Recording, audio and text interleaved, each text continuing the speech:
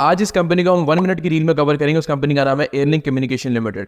Company 2014 के अंदर incorporate हुई थी। कंपनी का ताल्लुक टेक्नोलॉजी सेक्टर से। कंपनी का जो प्रिंसिपल लाइन ऑफ बिजनेस है उसमें कंपनी असेंबल और डिस्ट्रीब्यूट करती है mobile phone for top brands like Samsung, Xiaomi, Huawei, ITL वगैरह। कंपनी की अगर प्लांट की बात की तो वो लाहौर में है और state of the art plant इसलिए कि कंपनी एक साल में 80 लाख फोन मैन्युफैक्चर करती है और साथ साथ कंपनी टीवी मैन्युफैक्चरिंग में भी है और सालाना 1,80,000 टीवी मैन्युफैक्चर करती है। एयरलिंक ने पार्टनरशिप की है शाओमी के साथ ताकि वो स्मार्ट टीवी पाकिस्तान में बना सके और साथ साथ पार्टनरशिप की है एसर के साथ ताकि वो लैपटॉप्स और टैबलेट जो है पाकिस्तान में बना सके। 2023 में पाकिस्तान की जो स्मार्टफोन डिमांड है उसमें 93% जो टारगेट अचीव किए थे वो लोकल प्रोडक्शन से अचीव किया गया था थैंक्स टू गवर्नमेंट पॉलिसीज और एयरलिंक इसका बेनिफिशियरी भी था। एयरलिंक की अगर फ्यूचर वर्क की और वेंचर्स की बात की जाए तो मोस्ट प्रोबेबली जो शाओमी के इलेक्ट्रिक व्हीकल्स पाकिस्तान में आएंगे उसकी असेंबली भी एयरलिंक के हाथों में होगी।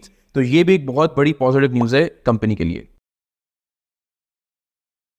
एयरलिंक 250 रुपए का टारगेट दिसंबर 2025 में। तो दिसंबर 2025 में तो अभी वक्त है, अभी कुछ महीने बाकी हैं। और वो स्टॉक जो 20 रुपए से सीधा 220 रुपए हो गया, तो टेक्निकली भी अगर हम देखें तो कहीं ना कहीं उसका करेक्शन लेना और कंसोलिडेशन में जाना ये बहुत इंपॉर्टेंट चीज होती है कि टेक्निकली स्टॉक्स को सही तरीके से परफॉर्म करना होता है।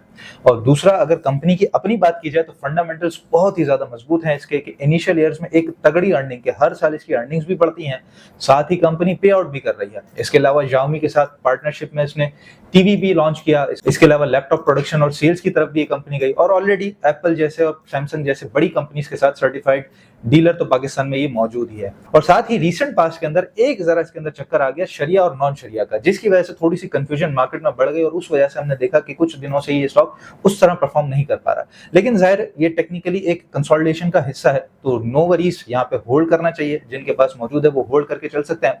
हाँ, बाइंग के लिए जो बेहतर रेट हो सकता है इसका वो 155 अगर क्रॉस करके खड़ा हो जाए तो वो बहुत एक अच्छी बाइंग हो सकती है। जिन्होंने लॉन्ग टर्म इन्वेस्टमेंट पे जाना है तो वो तो करंट रेट पे भी थोड़ा थोड़ा जमा करना शुरू कर सकते हैं। 200 रुपए जो ही क्रॉस करेगा तो इंशाल्लाह आपका जो 250 का टारगेट है वो भी जल्द आप देखेंगे।